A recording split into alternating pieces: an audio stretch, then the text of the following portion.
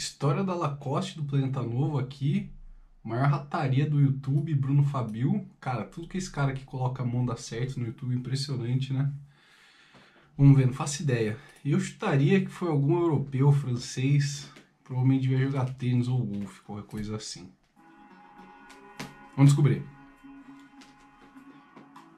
A história da famosa marca do jacaré começa com o famoso tenista René Lacoste, que foi um grande campeão de tênis mundialmente Tá fácil até aqui, tá? Eu juro que eu não colei, juro que eu não vi esse vídeo ainda não.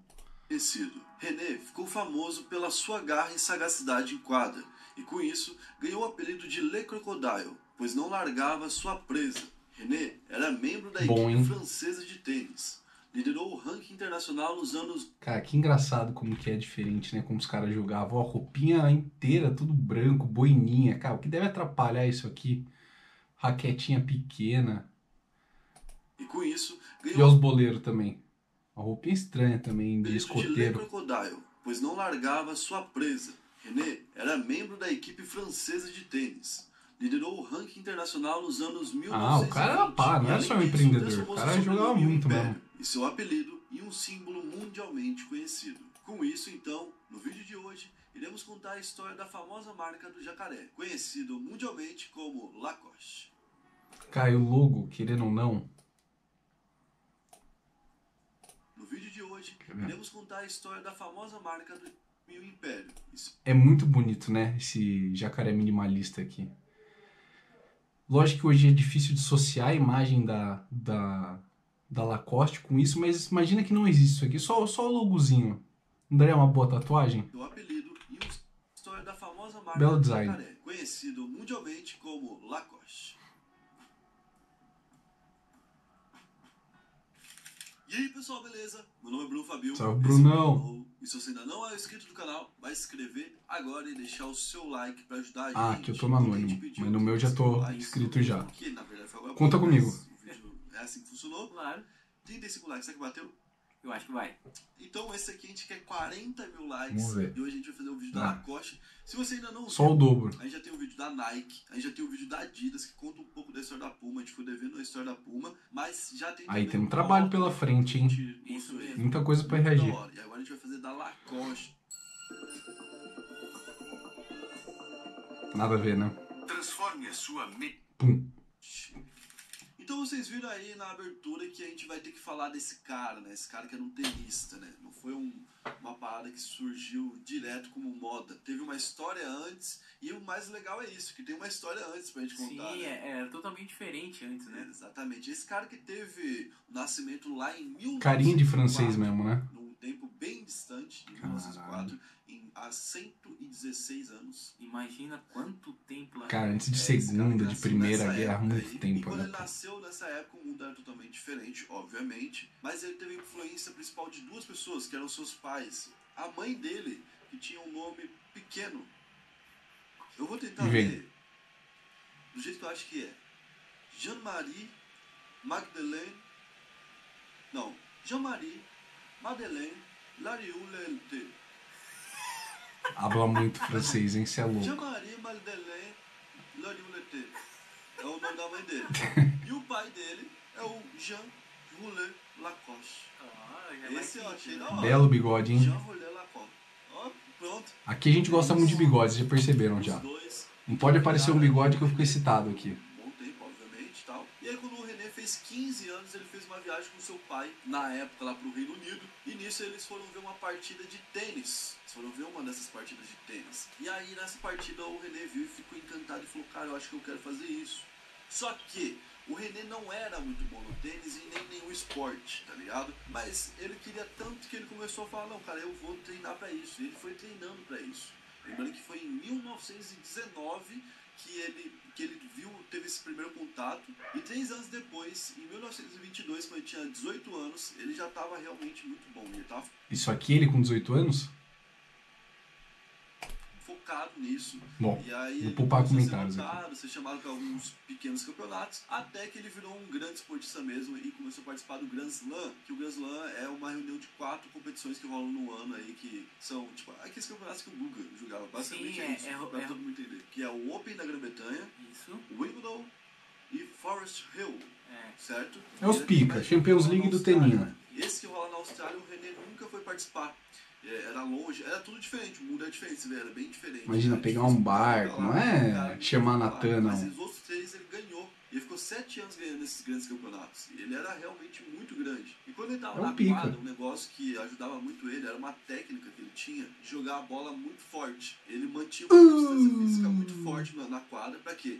Pra ele poder continuar dando uma raquetada muito forte. Não é assim, não? E ir afastando os caras da Eu acho quadra. que é assim. Os caras ficarem cada vez mais longe. Deixar mais quadra pra ele poder jogar. E aí assim ele eliminava os caras. E também no cansaço. Então por isso que ele chamava ele de crocodilo, né? Porque ele tinha esse jeito de realmente atacar assim que não parava. Cara agressivão jogando, né? Pra cima.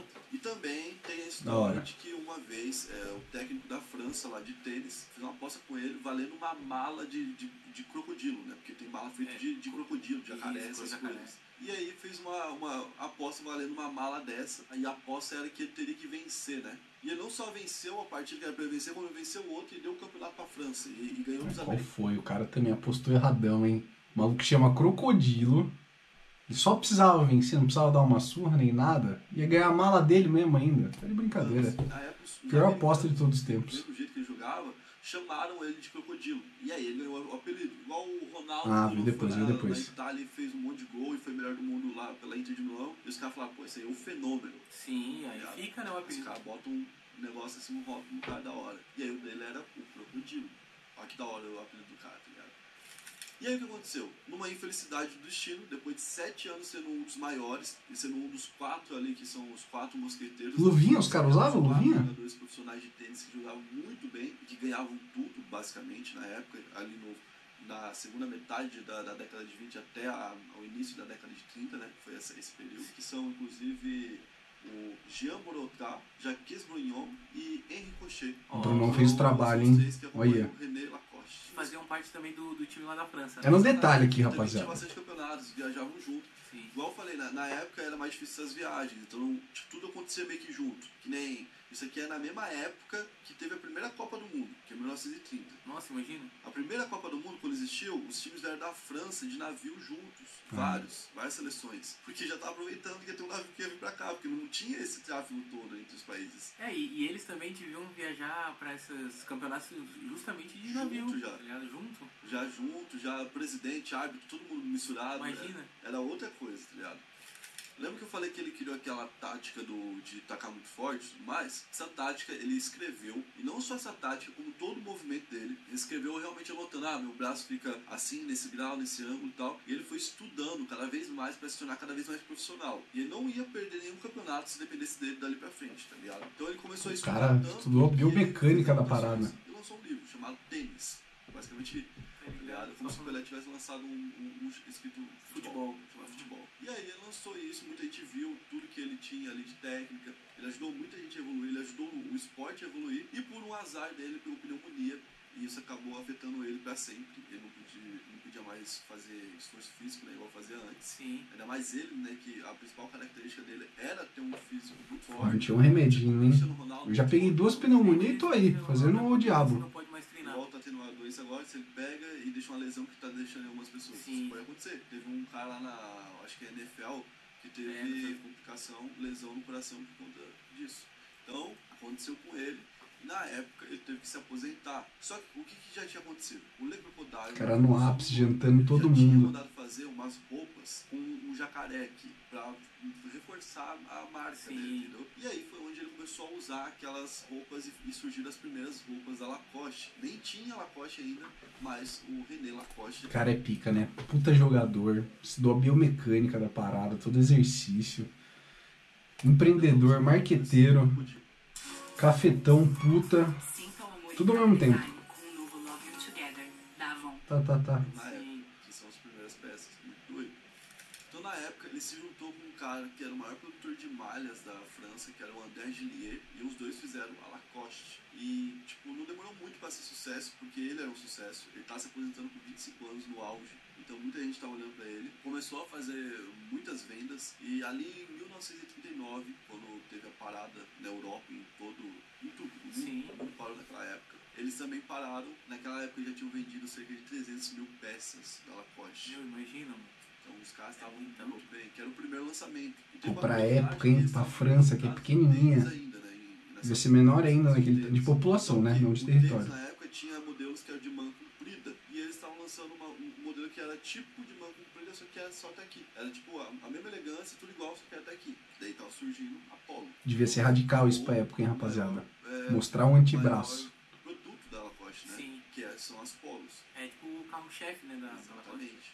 O cara inventou a Polo, além de tudo. 300 mil peças, se chama Le Chemise. Tá de parabéns, o homem. E aí, eles ficaram parados de 1939 até 1946, um ano depois que acabou tudo, né? A treta toda do mundo. E aí, quando voltou, eles começaram a fazer bastante venda, fizeram bastante exportação para a Itália, que era um local consumidor de moda. A história do Gucci, o Gucci lá com a Gucci é parecida. Sim. Também teve uma pausa. A da Adidas também teve, né? Sim, O Brunão tá culto da alta cultura, da alta costura, hein? Sofreu, tá? A marca que não sofreu nessa época é porque lucrou com essa época. Que seria a entendeu? Basicamente isso. Então, ele começou a mandar bastante para a Itália, bastante moda. A Itália estava começando a virar também a capital da moda, vai lembrar isso, por causa do Gucci lá. Ele fez a Itália virar a capital, que na época Paris era muito ligado, né? Paris, que era da França, que era onde o René morava. Mas o cara lá, o Gucci, estava realmente revolucionando tudo, tá ligado? E aí, ele mandava muita peça lá para esse local, a Lacoste era super aceita no local. Não demorou muito para ele ir para os Estados Unidos. E em 1951 ele chegou lá com muita variedade. Aí ele já tinha bastante peça. Começou também a vir aquelas peças que, por exemplo, depois de um tempo veio peça com aquele listrado. Cara, o que devia ser confortável pra época, hein? Os caras que usavam roupa social pra jogar. Exatamente. Vieram os primeiros shorts. Usar uma polinha. O cara visionário mesmo. Foi tudo desenvolvendo. Mas se não fosse ele, ia ser outro, né? É inevitável. A roupa vai diminuindo, vai ficando confortável com o passar do tempo. A própria colônia, o próprio perfume. E aí quando lançaram, sucesso. Tá ligado? E depois começaram a fazer bolsa, sucesso. As roupas, sucesso. Roupas que tiveram, por exemplo, eles entraram num mundo onde a classe média pode comprar. Certo. Não é só high fashion. Vocês têm, por exemplo, a Lacoste comparada com grandes marcas. Com marcas que uma camiseta vai ser no mínimo R$700. Você vai numa camiseta da Gucci, você não vai achar por menos que isso. Certo. Certo? Ah, sim, depende da camiseta, mas tipo, realmente da não, Gucci? Não vai achar. Cara, Original eu fui na loja física da Gucci só pra ver o que era. Os caras me ofereceram champanhe, eu tava só dando uma olhada. E aí os caras me ofereceram champanhe quando eu tava na loja da Gucci. Vai ter um vídeo da Gucci amanhã aqui pra vocês, tá? Quando eu tava na loja da Gucci, a coisa mais próxima que eu podia comprar era um lenço que era R$650. Então, uma camiseta... Tomou um champanhe pelo menos, Brunão? Pra bater do valor total aí? Deve ser qualquer champanhe não também, hein? Todos os níveis. E esse cara que tinha a mania de pegar as presas e as vítimas na quadra e estraçalhando, fez igual com a Lacoste. Ele foi cada vez fazendo mais coisa. E ele não abandonou o tênis, continuou estudando tênis, criou coisas pro tênis, criou uma raquete melhor pro tênis.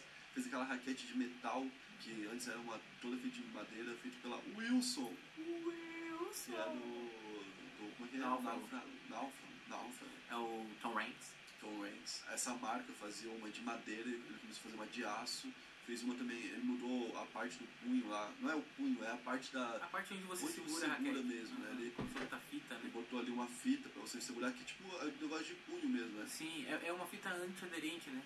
Que até é usada em questão de cirurgia, coisa Sim. Tipo. Então ele pegou um material melhor. Parece daí um pouco o cara da Oakley, né? Que tinha essa preocupação de, vamos ver o que está sendo usado nos melhores dos mundos. Se é para ser seguro, vamos ver na medicina. Se é para ser resistente, vamos ver lá nas forças aéreas, tá ligado? Sim. Era esse pensamento do cara da Oakley, ele começou a buscar um pouco disso também. Aí ele criou aquela máquina que solta várias... O cara inventou o tênis. Ele criou várias coisas, ele registrou cerca de 30 patentes, tá? Isso tudo tá até lá no site da Lacoste, se você quiser ver. Cara, paixão por um assunto, né? Por um esporte. Tudo isso. E o cara realmente criou uma... E dinheiro também, né? Essas duas coisas somadas... Que leva o nome dele, o sobrenome dele... Ninguém nunca vai esquecer. E o apelido dele, que tá aqui bordado. É o apelido dele que faz aquilo ser caro, é o nome dele que faz aquilo ser caro. E a gente nem sabia quem era esse cara. Eu, por exemplo... Fenômeno tinha que lançar uma grife também, né? Eu compraria tudo. Eu pensava que ele era muito um cara que desde criança já gostava de moda, sabe? Exatamente. Então, eu espero que você tenha gostado. E se você gostou, vai lá e vê o da Oakley, vê o da Nike. Sempre, altíssima qualidade. Vamos ver tudo, Brunão. Da Gucci. Não esquece de deixar os quadros Chá com nós. like. Quem sabe amanhã a gente não pede um pouquinho mais, certo? Isso mesmo. Deixa aí bastante like, certo? Valeu, é nóis. É nóis, meu querido.